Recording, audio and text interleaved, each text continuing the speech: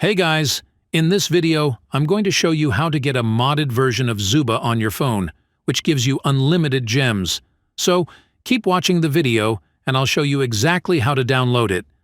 It actually works, and it's super crazy. So, if you like to play ZOOBA, then you probably wouldn't mind a modded version of the game, which I'm going to show you guys exactly how to download in this video. Just keep watching, it's going to work for you.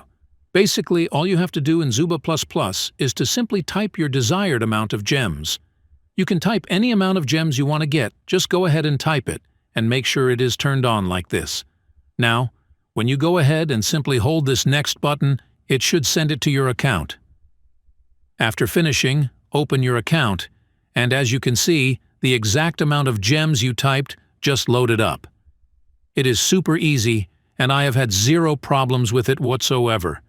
I'm going to show you guys how to download it. All you have to do now is to simply head over to the pinned comments down below. There, I explain exactly where you can get ZOOBA++. So, just head over to the pinned comments, leave a like if this method worked for you at the end, and that's it. See you all in the next video. Bye-bye.